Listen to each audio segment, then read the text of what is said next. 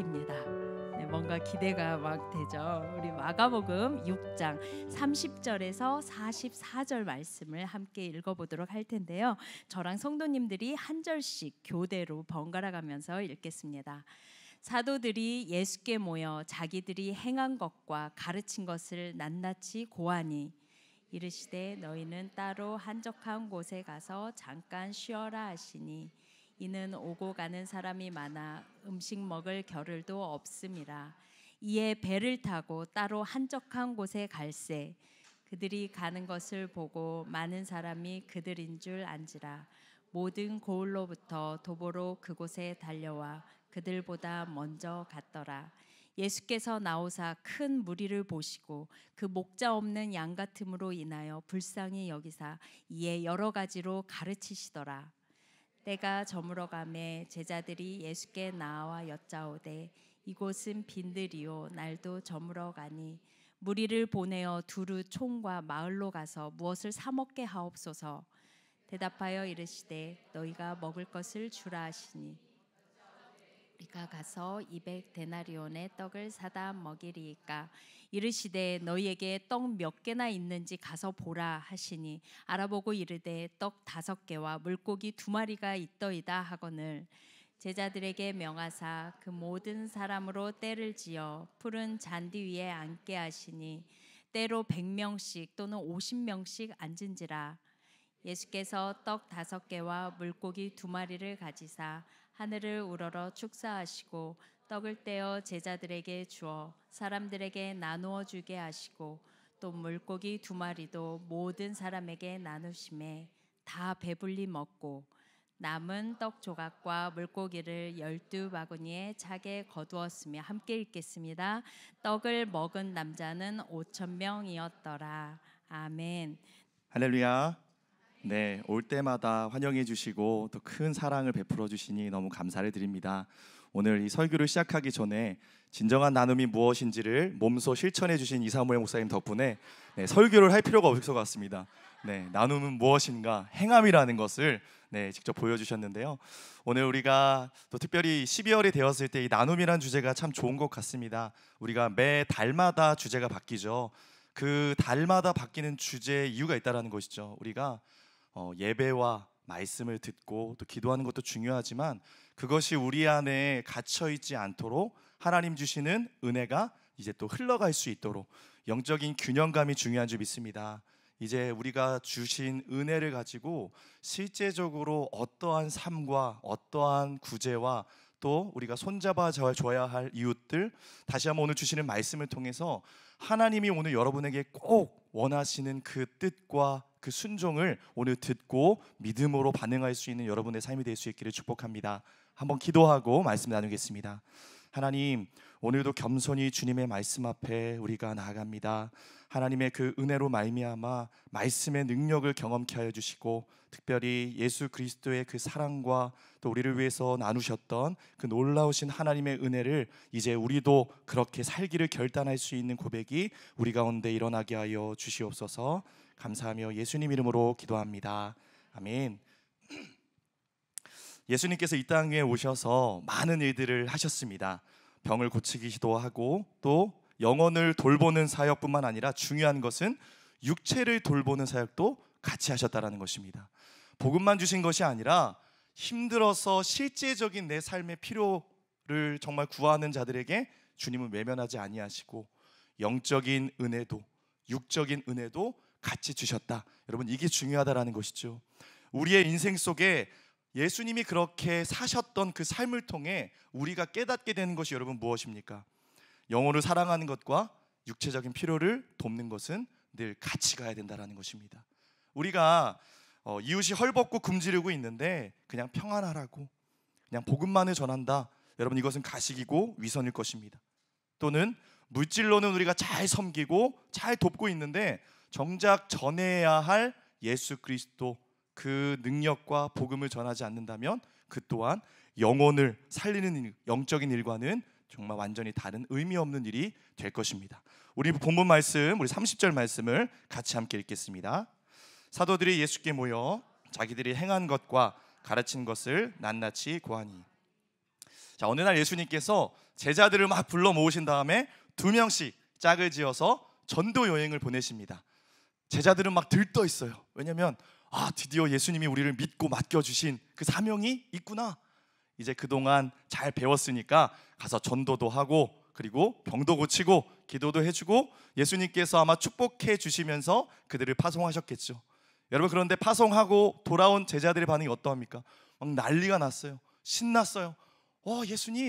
예수님 말씀해 주신 대로 우리가 해봤더니 막 귀신도 떠나가고 말씀의 능력이 일어나고 사람들이 막 그 하나님의 말씀의 복음의 능력 앞에 막 뒤집어지는 역사가 일어나니까 막 어쩌할 줄을 모르는 거예요. 여러분 보세요. 30절에 지금 뭐라고 말하고 있어요? 자기들이 행한 것과 가르친 것을 낱낱이 고하니, 저는 제자들이 굉장히 수다스럽지 않았을까라는 생각이 듭니다. 막 자기 자랑에 빠져서 무용담을 늘어놓고 예수님 제가 이런 일도 행했다고, 예수님처럼 제가 이런 일도 행했다고 굉장히 흥분하면서 아마 예수님께 자랑하듯 이야기를 했을 것입니다. 자, 그때 여러분 31절 말씀 같이 한번 읽겠습니다. 이르시되 너희는 따로 한적한 곳에 가서 잠깐 쉬어라 하시니 이는 오고 가는 사람이 많아 음식 먹을 겨를도 없습니다. 한창 흥분했던 제자들을 잠깐 진정시키시고, 그들이 정말 먹지도 못하고 쉬지도 못하고 안식이 없었던 것을 예수님께서 아셨기 때문에 어떻게 말씀하시죠? 잠깐 쉬어라. 그래서 예수님과 함께 무리들이 없는 조용한 곳으로 같이 배를 타고 가시게 되었습니다. 그곳이 바로 벳세다라는 곳이었습니다. 자, 벳세다에 드디어 예수님과 함께 제자들이 배를 타고 도착을 했더니 여러분, 또 그 안에 어떤 일이 일어납니까? 자, 32절 33절입니다.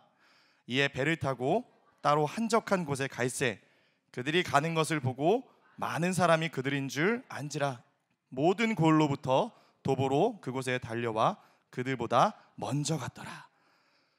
좀 쉬고 싶어서 잠시 좀 아무도 없는 곳에 혼자 있고 싶은 마음에 예수님과 제자들이 벳세다로 갔어요. 배를 타고. 근데 거기 누가 있어요? 그 가버나움에 있던 그 사람들이 그 소문을 듣고 먼저 가 있다라는 거, 여러분 놀랍지 않습니까? 지금 벳세다에서 가버나움까지는 30km 정도 되는 길이거든요. 여러분, 배보다 먼저 갔다는 게 이게 얼마나 그들이 열정적으로 빨리 갈급함으로 갔다라는 것을 우리가 확인해 볼 수 있다라는 것이죠. 여러분, 그들이 어떠한 마음으로 나왔을까 우리가 좀 생각해 봤으면 좋겠어요. 예수님 아니면 안 된다라는 절박한 마음이 있었다라는 거죠. 오늘 이 기회를 놓치면 다시 예수님을 만날 수 없을지도 모른다라는 마음.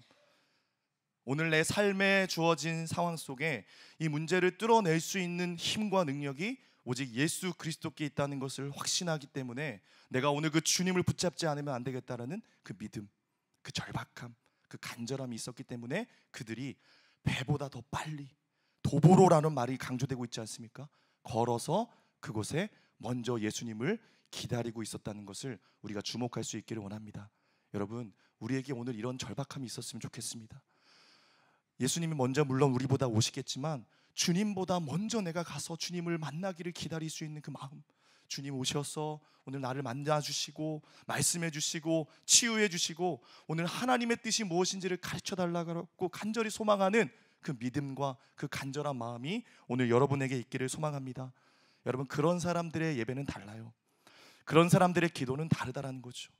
여러분, 기적을 일으키는 마중물은 바로 이런 하나님을 향한 절박함, 간절함인 줄 믿고 오늘 여러분의 예배가 달라지고 여러분이 하나님 앞에 구하는 기도가 달라질 수 있기를 주의 이름으로 축복합니다.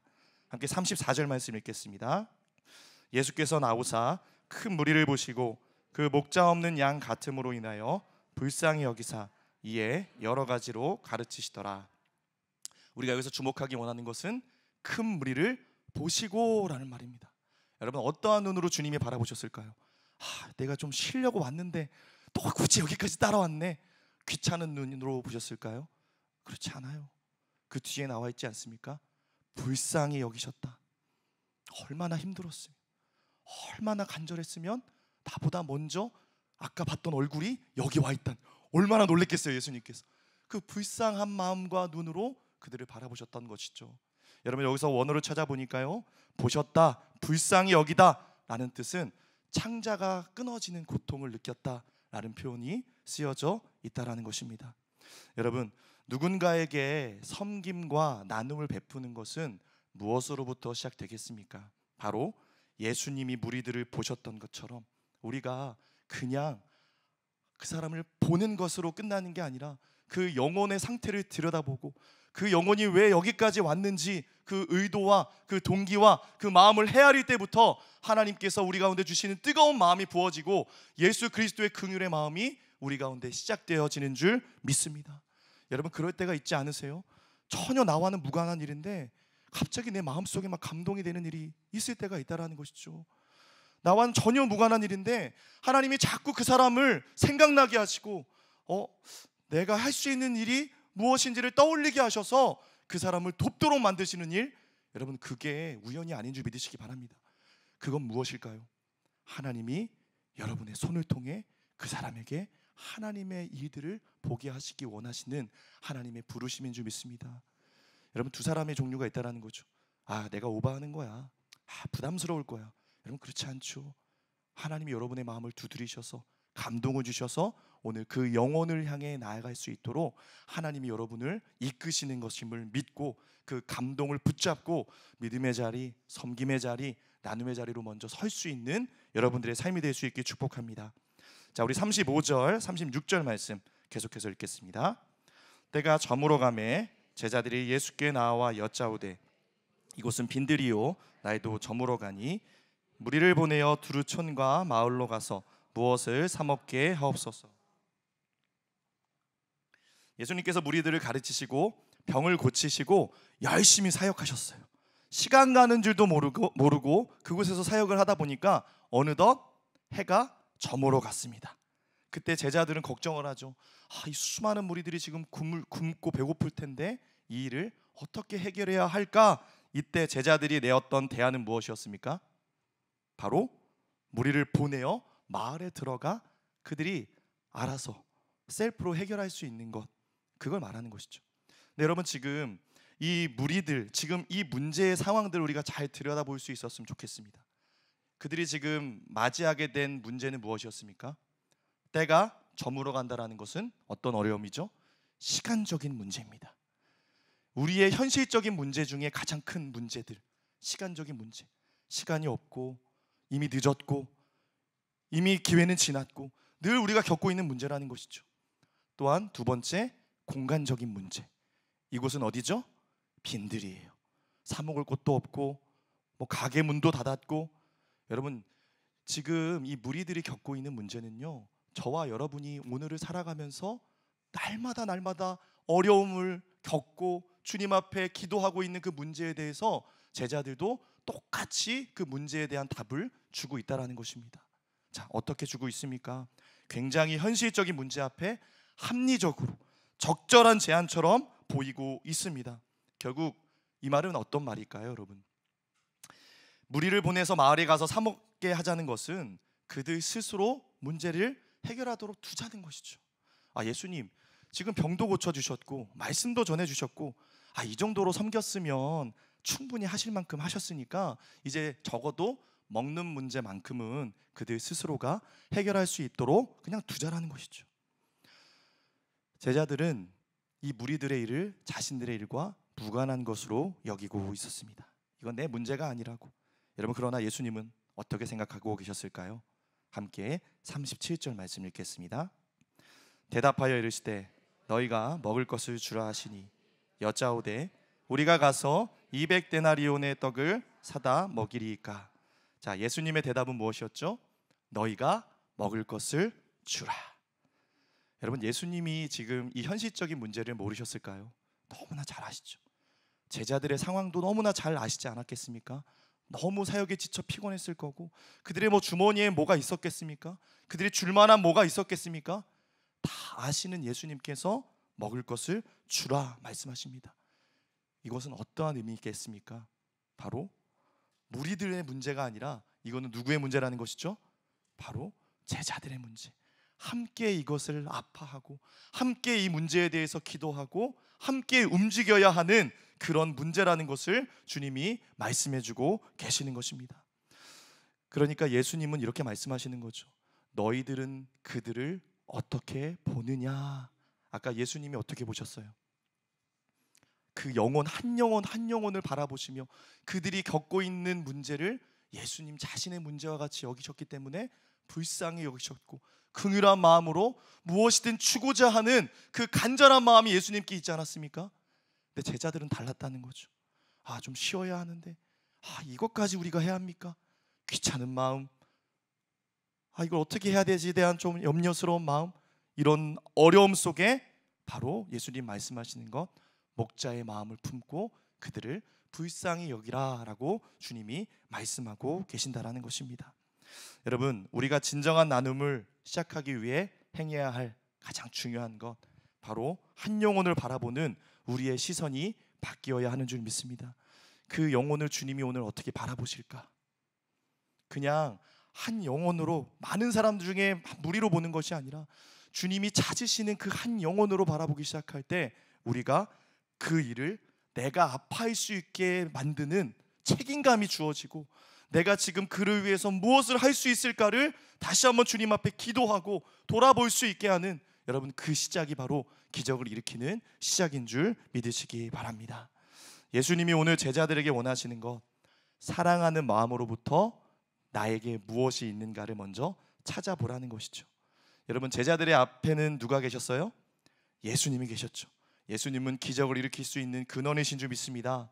모든 것을 무에서 유를 창조하시고 없는 것에서 있는 것을 만들어 주시며 놀라운 기적의 축복의 통로이시잖아요. 그럼 예수님이 기대하셨던 건 무엇일까요? 너희가 먹을 것을 주라는 것은 무엇이죠? 예수님으로부터 기적을 끌어낼 수 있는 믿음과 순종을 너희들이 가져라라고 말씀하고 계시는 거죠. 내가 일할 테니까 나로부터 그 나의 기적을 끌어낼 수 있는 순종과 믿음을 제자들이 갖기를 간절히 원하셨다라는 것입니다. 그리고 또한 너희가 먹을 것을 주라는 것에는 또한 또 다른 의미가 담겨져 있습니다. 우리 병행 본문인 요한복음 6장 5절에서 7절까지의 본문을 같이 읽겠습니다. 예수께서 눈을 들어 큰 무리가 자기에게로 오는 것을 보시고 빌립에게 이르시되 우리가 어디서 떡을 사서 이 사람들을 먹이겠느냐 하시니, 이렇게 말씀하심은 친히 어떻게 하실지를 아시고 빌립을 시험하고자 하심이라. 빌립이 대답하되 각 사람으로 조금씩 받게 할지라도 200데나리온의 떡이 부족하리이다. 자, 여기서 예수님이 너희가 먹을 것을 주라 말씀하신 이유가 뭐라고 나옵니까? 6절을 보시면 제자들의 믿음을 테스트하기 위해서. 이미 주님은 다 계산이 있고 해답이 있고 다 문제를 해결할 수 있는 능력이 있음을 아시고 그들의 반응이 어떠한지를 알기 원하셨다는 거죠. 자, 빌립이 뭐라고 대답했습니까, 여러분? 빌립이 지금 이것은 200데나리온이 떡이 부족하다. 빌립은요, 지금 이 빈들이 있었던 베세다 출신이었습니다. 그러니까 여러분, 얼마나 그 현실을 잘 알았겠습니까? 뭐 가게도 없고 시간도 늦었고 문은 다 닫았고, 이거는 말도 안 됩니까? 그러니까 여러분, 그건 철저히 계산적으로 현실적인 것들을 예수님께 답을 드렸던 것이죠. 결국은 이것은 이런 거죠. 예수님, 이건 불가능한 일이에요. 지금 빌립에게는 여러분 무엇이 문제입니까? 계산은 빠르고 계산은 잘하지만 그 계산 안에 무엇이 빠져 있습니까? 예수님이 빠져 있는 거죠. 여러분, 우리가 그럴 때가 있지 않는지 한번 돌아봤으면 좋겠습니다. 빌립이 경험한 예수님은 이미 수많은 계산을 뛰어넘어서 예수님이 들어가실 때 어떠한 일이 일어나는지를 보여주셨어요. 죽은 자를 살리시고 놀라운 이적을 베푸시면서 풍랑을 잠잠케 하시면서 그 모든 계산 속에 예수님이 들어가실 때 하나님이 행하시는 것을 보여주셨습니다. 그런데 우리도 그렇지 않습니까? 수많은 문제 앞에 기도할 때 예수님의 계산을 들어와서 주님이 일하셨을 때 놀랍도록 주님이 일하시고 주님이 우리의 기도에 응답하셔서 내가 그렇게 많이 간증을 했음에도 불구하고 또 현실의 문제에 돌아와서 시간적인 어려움, 공간적인 어려움을 만날 때 우리는 결정적인 현실의 문제 앞에 예수님이 빠져버린 채 또 염려하고 또 계산기를 두드리면서 예수님 이거 보시라고, 이게 되겠냐고, 그렇게 예수님을 설득하고 예수님께 안 된다라는 말을 고백하고 있는 믿음 없음이 오늘 우리의 현실의 문제가 아닌지를 여러분 이 시간 돌아볼 수 있기를 원합니다. 오늘 너희가 먹을 것을 주라라는 이 주님의 물음은 여러분의 계산기를 내려놓고 그 계산을 초월하셔서 여러분의 모든 것이 되시는 예수 그리스도께서 하실 수 있습니다라고 그 믿음의 고백과 순종을 주님이 원하시는 줄 믿습니다. 여러분 문제를 보지 마시고 계산하지 마시고 그 모든 것을 뛰어넘으시는 예수 그리스도를 믿음으로 선포할 수 있기를 주님의 이름으로 축복합니다. 오늘 주님이 여러분에게 묻고 계신다는 것이죠. 여러분의 손에 무엇이 들려져 있는지, 왜 안 된다고 말하고 있는지, 거기에 어떤 계산이 빠져 있는지를 주님이 물으실 때 예수님 오늘 주님이 빠졌음을 하나님 내가 인정합니다. 오늘 나의 계산에, 오늘 나의 논리에, 오늘 나의 모든 것에 주님이 들어와 주시옵소서. 그렇게 고백할 수 있는 여러분 될 수 있기를 축복합니다. 자, 이제 예수님께서 이 무리들의 문제를 어떻게 해결해 주시는가를 함께 살펴볼 텐데요. 함께 38절 말씀 읽겠습니다. 이르시되 너희에게 떡 몇 개나 있는지 가서 보라 하시니 알아보고 이르되 떡 5개와 물고기 2마리가 있더이다 하거늘. 자, 예수님은 제자들에게 먹을 것이 얼마나 있느냐 물으셨습니다. 자, 여기서 중요한 거 말씀을 띄워놔 주시고요. 그냥 서서 걱정만 할 것이 아니라 직접 몸을 움직여서 뭐라고 말씀하시죠? 가서 보라. 여러분 이게 중요합니다. 가서 보라. 여러분 이 말씀은 어떤 의미일까요? 가서 보라. 하나님이 예비하신 뭔가가 있다라는 것입니다. 가서 확인해 보라는 것이죠. 그냥 단순히 서서 계산만 하고 있지 말고 그냥 안 될 거라고 스스로 착각에 빠져서 두려워하고 걱정하고 염려할 것이 아니라 가서 봐라. 내가 너를 위해서 뭘 준비하는지, 내가 너를 위해서 어떠한 선물을 예비하고 있는지를 가서 봐라. 여러분 그것은 주님의 확신 있는 믿음의 선포인 줄 믿으시기 바랍니다. 여러분 오늘 우리가 할 일은 무엇이죠? 뭐가 있는지 보는 거예요. 기대하는 마음, 소망을 가지고 가서 보라 말씀하시는 주님 앞에 믿음으로 나아가야 한다는 것입니다. 자, 가서 봤더니 여러분 뭐가 있었습니까? 한 소년의 도시락이, 엄마가 정성껏 싸줬던 그 도시락이 그 소년의 손에 들려 있었고 그 소년이 제자들에게 그것을 기쁨으로 내놓았다는 것이죠. 물고기 2마리와 보리떡 5개. 여러분 중요한 것은 제자들이 어떻게 반응했을까요? 아니 뭐가 가서 보라면서요. 근데 가서 봤더니 이게 이거 가지고 뭐가 되겠습니까? 이 5,000명을 먹일 수 있겠습니까? 이게 올거 가지고 어떻게 할지 고민되지 않았겠습니까? 가서 봤더니 여러분 그러나 이 소년이 드렸던 이 헌신, 이 작은 믿음을 주님은 통해서 어떻게 일하십니까? 여러분 이 소년은 도시락을 뺏긴 게 아닙니다. 기쁨으로 주님께 먼저 드렸다라는 것이 중요하다는 것이죠. 늘 예수님이 베푸신 기적은 하늘에서 갑자기 떨어진 것이 아니었습니다. 늘 예수님께서 우리 가운데 베푸시는 기적은 아무것도 없는 곳에서 시작하시기보다 우리의 작은 그 헌신과 우리의 작은 도시락과 현실적으로 안 될 것 같은 그 믿음에 하나님께서 큰 믿음을 얹혀주셔서 늘 기적을 베푸셨다는 것을 우리가 기억하기 원합니다. 여러분 그래서 중요한 게 무엇이죠? 과거나 미래의 것이 아닌 지금은 좀 부족해 보여도 주님은 늘 우리 손에 들려져 있는 지금 현재의 것을 원하시는 줄 믿습니다. 여러분 이 시즌이 되면 늘 어떤 일이 일어납니까? 우리 순장님들과의 재계약으로 목사님들이 쉽지 않은 시간을 보내고 있습니다. 리더십을 세워야 하고 교사를 세워야 하는데 목사님 저 내년에 LTS 해야 되는 거 아시잖아요. 목사님 저 지금 제 상황 아시잖아요. 이거 좀 집중해야 되지 않겠습니까? 여러분 그러나 중요한 것 우리의 시간과 우리의 물질과 우리의 모든 것 여러분 과거나 미래 풍족해서 드릴 수 있는 때는 없어요. 어려워도 지금 순종해 볼 때 하나님은요 어렵지만 그래도 내 시간을 쪼개서 어렵고 내 상황이 안 되지만 그것을 내가 기쁨으로 기꺼이 그럼에도 불구하고 행할 때 더 놀랍도록 여러분의 사역을 통해서 일하여 주시지 믿습니다. 어렵고 안 되는 거 알지만 그럼에도 불구하고 여러분이 그 믿음의 도시락을 드릴 때 하나님이 여러분의 그 작은 믿음을 통해서 얼마나 엄청난 일들을 행하시는지 여러분 믿음으로 바라볼 수 있기를 주의 이름으로 축복합니다. 여러분 그래서 우리가 해야 할 일은 무엇이죠? 늘 우리의 문제는 무엇이죠? 내가 먼저 판단한다는 것이죠. 저 부족하고요 제 도시락은 너무나 연약해서 5,000명 못 먹여요. 우리 식구들도 저는 먹여 살리기 힘듭니다. 이렇게 말할 때가 너무나 많지 않습니까? 여러분, 그런데 그 오병이어의 기적이 일어났던 그 자리에 한번 우리가 잘 생각을 해보면요, 이 소년만 도시락을 가지고 있었을까요? 전 그렇게 생각하지 않습니다. 보통 물고기 2마리와 보리떡 5개는 서민들이 주로 어디 다닐 때 싸가지고 다니는 가장 간단한 도시락이었어요.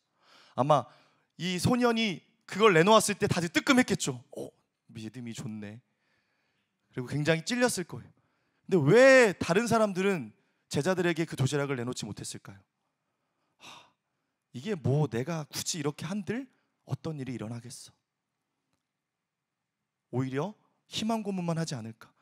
오히려 더 사람들을 어렵게 만들지 않을까? 그런 생각에 미리 판단했던 그 마음 때문에 아마 기적을 일으키는 주님의 도구로 쓰임받지 못했다라는 것입니다. 여러분, 우리가 해야 할 일은 무엇입니까?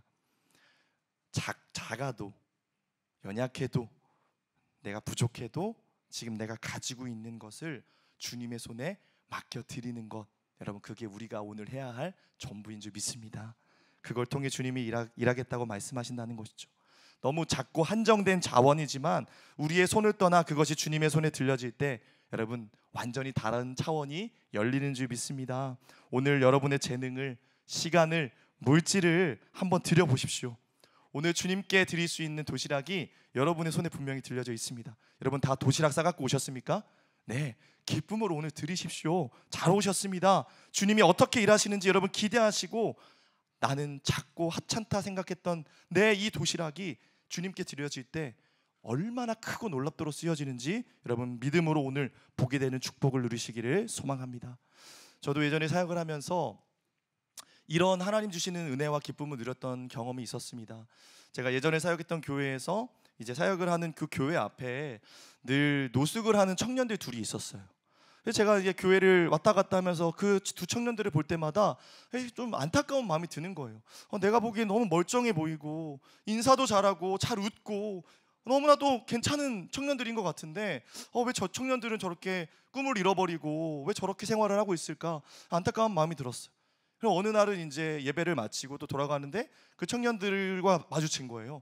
너무나 또 밝게 인사를 해요. 근데 그날은 뭔가 좀 뜨겁게 기도했는지 제 마음에 뭔가 감동이 일어나는 거예요. 내가 저 청년들을 위해서 뭘 할 수 있는 게 뭐가 없을까? 그래서 제가 그런 생각이 들었어요. 같이 목욕탕을 데려갔어요. 목욕탕을 데려가서 목욕을 시키고 그 옷을 제가 빨아왔어요. 목욕을 좀 천천히 하게 시키고, 그래서 건조대까지 다 해서 그 청년들에게 옷을 입힌 다음에 같이 식사를 하자고. 왜냐하면 제가 좀 듣고 싶었거든요. 어떤 사정이 있었는지를. 그래서 쭉 이제 같이 식사를 하면서 들어보니까 그런 어려움이 있었더라고요. 부모님은 일찍 이제 돌아가시고 가족들도 없는 상황 속에서 혼자서 살아가다 보니 쉽지 않은 거예요.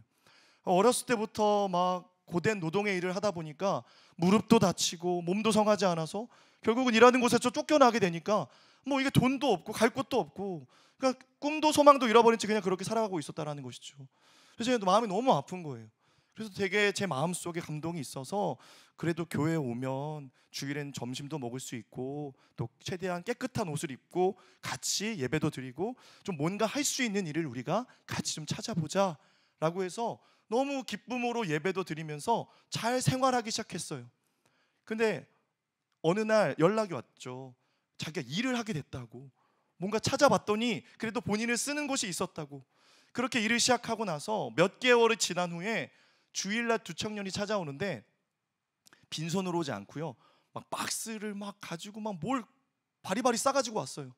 그게 뭐냐라고 물어봤더니 교회에 너무 감사해서, 본인들이 받은 은혜에 감사해서 떡을 맞춰서 가지고 왔다라는 거예요. 그래서 그날 교회엔 잔치가 벌어졌죠. 예배드리고 같이 식사를 하고 돌아가는데 그 떡의 출처가 어디인가를 물었더니 누구예요? 그 어려웠던, 그 노숙했던 청년들이 기쁨으로 주님을 만났고 이제 또 일을 해서 정상적인 생활을 해서 감사한 마음으로 떡을 베풀었다. 여러분, 오병이어가 다른 게 아니더라고요. 우리의 인생 속에서도 여러분 오병이어가 일어날 수 있는 줄 믿으시기 바랍니다. 제가 그때 깨달았어요. 그냥 말씀이 입체적으로 들어오는 그 삶을 통해 주님이 여러분에게 경험시키시기 원하시는 오병이어의 역사는 무엇인가? 여러분, 다른 게 아니죠. 여러분의 그 할 수 있는 작은 섬김과 내가 오늘 주신 감동에 침묵하지 않고 누군가의 손을 붙잡아주고 내가 오늘 할 수 있는 일을 행할 때 여러분 그 영혼은 살아날 것입니다. 그 영혼이 오히려 교회를 섬기고 그 영혼이 오히려 하나님 나라의 귀한 일을 감당하기 시작하는 것, 여러분 그거보다 더 큰 기쁨이 어디 있겠습니까? 제가 참 감동이 됐던 게 뭐냐면 그 청년들이요, 그 교회 일꾼으로 세워졌어요. 눈 오면 다 앞마당 쓸고 다 힘들 때마다 교회 와서 봉사하고, 제가 그걸 보면서 느꼈다라는 것이죠. 아, 우리가 놓쳐서, 우리가 손잡아주지 않아서 지금도 주님 앞에 나아가지 못하는 그 영혼들이 얼마나 많은가. 여러분 우리도 마찬가지죠. 우리가 주님 앞에 사명을 주셨는데 그 감동의 뜨거운 마음을 잃어버리고 우리가 침묵하고 있을 때가 얼마나 많습니까? 여러분, 여러분에게 오늘 손 내밀고 있는데 자꾸 마주쳐서 여러분에게 웃고 있는데 그냥 내 형편이 힘들다고, 내 도시락으로 그냥 나 혼자 살아가는 것도 힘들다고 말하면서, 여러분 우리가 그렇게 침묵하면서 하나님 앞에 열심히 예배하고 기도하고 부흥의 통해 은혜를 받지만 정작 내가 받은 은혜들을 나누고 흘려주는 것은 전혀 달라지지 않는 우리의 삶 속에, 여러분 오늘 주님은 뭐라고 말씀하실지 오늘 우리가 다시 한번 그 주님의 말씀을 붙잡을 수 있기를 소망합니다. 여러분, 나의 작은 것을 드릴 때 하나님은 오늘 기적을 이루실 것입니다. 어떠한 기적을 이루실 것인가 한번 우리 살펴볼까요? 우리 오늘 본문 39절 40절 말씀을 같이 읽겠습니다. 제자들에게 명하사 그 모든 사람으로 때를 지어 푸른 잔디 위에 앉게 하시니 때로 100명씩 또는 50명씩 앉은지라. 예수님께서 어린 소년의 도시락을 또 이 물고기 2마리와 떡 5개를 통해서 어떻게 역사하시죠? 저는 이 본문 보는데 참 감사한 게 우리가 너무나 잘 아는 본문이잖아요. 근데 새롭게 묵상되었던 것이 있어요. 우리 한번 39절 말씀 한번 띄워주시고요. 거기 보면 푸른 잔디에 앉게 하셨다라는 말씀. 여기 지금 빈들이잖아요.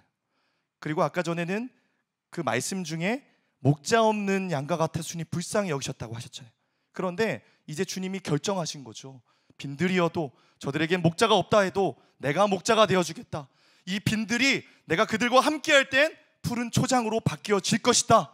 여러분 미리 주님이 선포하시고 그것을 말씀해 주시는 거죠. 아무리 먹을 것이 없고 아무것도 없는 광야와 같은 빈들이어도 내가 지금 너희와 함께 있기 때문에 내가 명하는 그 순간 이것은 광야가 아닌, 빈들이 아닌 푸른 초장이 될 것이라고 주님이 말씀해 주시는 줄 믿습니다. 여러분, 예수님과 함께 있는 그곳이 광야가 아니에요. 푸른 초장이라는 것이죠.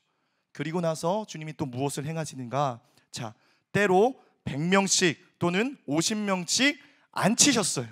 제가 찾아보니까요, 이 앉게 하셨다라는 말은 그냥 앉게 하셨다라는 말이 아니라 보통 잔치에 갔을 때 유대인들은 비스듬히 앉아서 그 뭔가 먹을 것을, 잔치를 즐기는 것들을 준비하거든요. 그럼 이 앉게 하시는 어떤 표현이에요? 지금 주님이 푸른 초장에서, 빈들에서 잔치를 베풀어 주실 것을 준비하라고 말씀하시는 거예요. 여러분 너무 놀랍지 않습니까? 아직 식탁은 차려지지 않았어요. 아직 먹을 것은 부족해요. 그러나 내가 지금 너희와 함께 있으니 잔치를 준비해라. 할렐루야. 그렇게 주님이 명하고 계시는 것이죠.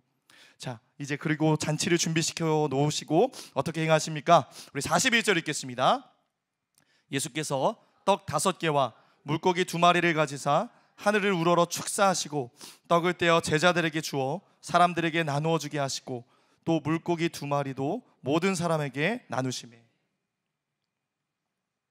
예수님은 오병이어를 가지고 하늘을 우러러 축사하셨다라고 하죠. 이 축사는 감사했다, 하나님께 찬양했다라는 의미입니다.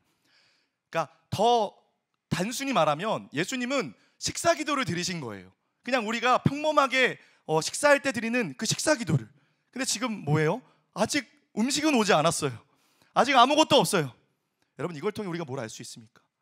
미리 감사하면요, 하나님은 문제를 해결할 수 있는 능력을, 여러분의 식탁을 차려주시는 줄 믿습니다. 여러분 오늘 미리 감사해 버리세요. 오늘 미리 선포해 버리세요. 먼저 오늘 이곳이 나는 광야와 같지만 예수님이 계시니 이곳은 오늘 푸른 초장입니다. 내가 오늘 눕기도 하고 앉기도 하고 양과 같이 우리의 목자 되신 주님으로 인해서 내가 잔치를 준비하겠습니다. 그리고 주님 미리 감사하겠습니다. 주님이 오늘 축사하셨던 것과 같이 이 축사는요, 빈들이라는 어려움, 공간적인 어려움, 때가 저물어 갔다라는 시간적인 어려움, 이 모든 문제를 물리칠 수 있는 능력은 이 축사였습니다. 미리 감사를 선포하고 하나님께 감사 기도를 드릴 때 그 모든 문제는 물러가고 어두움은 떠나가고 모든 빈 공간에 채워주심의 역사를 하나님이 이루시는 기적이 시작되었다는 것을 여러분 기억할 수 있기를 원합니다. 또한 중요한 것, 이제 축사하신 후에 떡을 떼어 예수님께서 무엇을 하시죠? 그 무리들을 향해 직접 주신 게 아니라는 거죠. 누굴 통해 주셨죠, 여러분? 제자들의 손을 통해 주시기 원했다라는 것입니다. 왜 그렇습니까, 여러분? 너희가 먹을 것을 주라 말씀하셨던 예수님이요, 제자들이 직접 기적을 경험하고 말씀이 이루어질 수 있는 기회를 주셨다라는 거예요. 여러분, 너무 놀랍지 않습니까? 오늘 주님은 기적을 베푸시는데 직접 하기도 하시지만 직접 할 수 있는 능력이 있으심에도 불구하고 오늘 여러분의 손을 통해 떡이 떼어질 때 마르지 않고 수많은 사람들이 기적을 경험할 수 있는 축복의 통로로 오늘 여러분의 손을 통해 주님은 일하기를 원하시는 줄 믿습니다. 여러분이 한번 제자들의 입장이라고 한번 생각을 해보십시오. 자, 예수님이 떡을 떼주셔서 이제 그걸 나눠주기 시작하는데 놀랍지 않습니까? 여러분, 지금 바구니가 마르지 않고 뭐야, 사람들이 막 흥분하고 사람들이 막 소리를 지르고 환호하기 시작합니다. 와, 떡이 이렇게 없었던 떡이 놀랍도록 나누어지는 역사를 보면서 여러분, 제자들은 어떤 마음이 들었겠습니까? 막 인사를 받고 어깨에 막 힘이 들어가고 의기양양해서 순종했더니 하나님의 축복을 경험하고 기적의 도구로 쓰임받는 이 기쁨이 얼마나 큰지를 그들이 깨닫게 되지 않았겠습니까?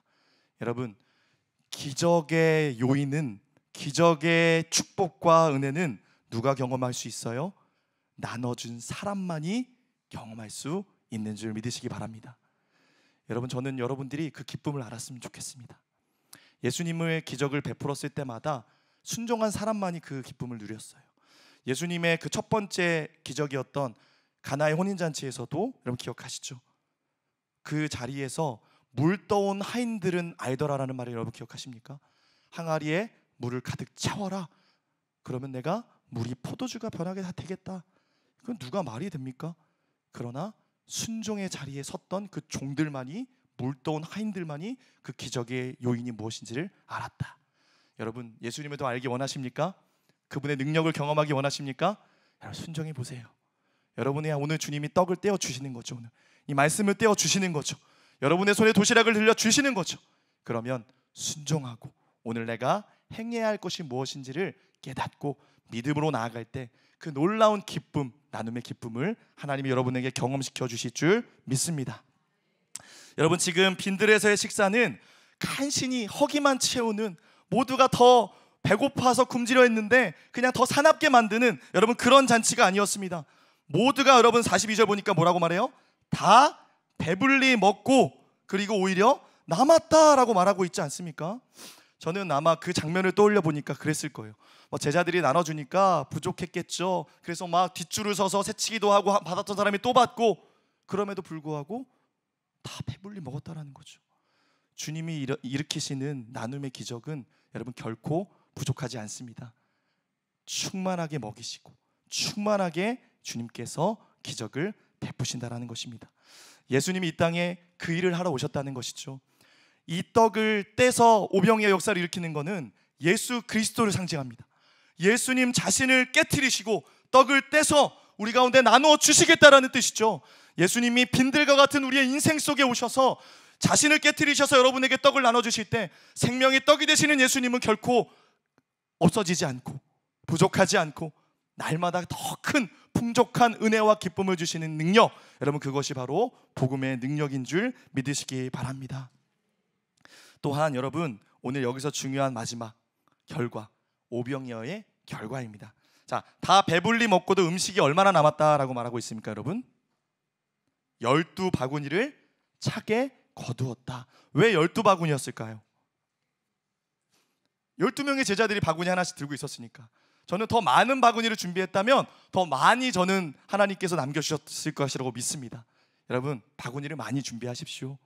준비를 더 많이 할수록 더 풍족한 은혜의 축복의 통로가 된다는 것이죠. 그리고 나서 여러분 이 12바구니에 담겨 있는 이 음식들을 예수님 앞으로 가지고 오면서 제자들은 무슨 생각을 했겠습니까? 지금 배불리 먹고 있는 사람들을 바라보면서 떡이 이렇게 많이 남았는데, 물고기가 이렇게 많이 남았는데, 이거 누구 좀 나눠줬으면 좋겠다. 저기 우리 주변에 있었던 그 이웃도 생각나지 않았겠습니까? 그 배고프다고 맨날 나한테 뭐 없냐고 찾아왔던 그 사람의 생각을 하고 떠올리지 않았겠습니까? 왜 예수님이 남겨주시는지 여러분 아시겠습니까? 그 사람을 떠올리라고 남겨주신 줄 믿습니다. 이 사명은 끝나지 않았다라는 것이죠.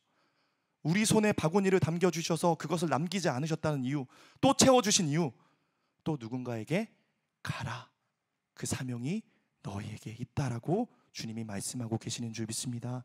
여러분, 오늘 여러분의 바구니에 주님이 넘치도록 채워주고 계십니다.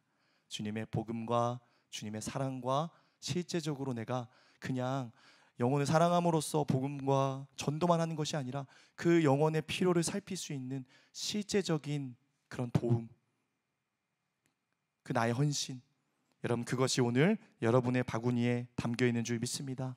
더 이상 우리가 계산기를 두드리고 주님 어렵습니다, 주님을 설득하는 인생이 아니라 오늘 말씀처럼 우리 주변에 손 잡아줘야 할 누군가, 여러분의 마음에 떠올리는 그 한 사람, 여러분의 가정 안에 또한 내가 붙잡아줘야 할 가족들, 그 사랑하는 이웃들, 여러분 오늘 주님이 주시는 감동이 있다면 침묵하지 마십시오. 여러분 오늘 우리가 침묵하지 않고 그 감동을 붙잡고 행동으로 나눔으로 나아갈 때 오병이어의 역사는 오늘도 여러분의 손을 통해 이루어지게 될 줄 믿습니다. 기도하겠습니다. 하나님 감사합니다.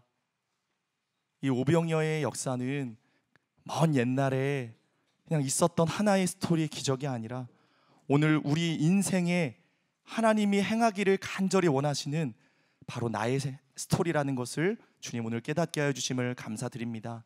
하나님 오늘 너희가 먹을 것을 주라 말씀하시는 주님, 그것을 나와 무관한 일로 여겨왔던, 내가 그것과 무슨 상관이 있냐 말해왔던 우리의 사랑 없음과 긍휼한 마음 없음을 용서하여 주시고 오늘 우리 손에 들려져 있는 작지만 하나님 연약한 우리의 도시락을 들고 주님의 손에 그것이 들려질 때 얼마나 엄청난 일들이 일어나는지 믿음으로 바라볼 수 있도록 축복하여 주시옵소서.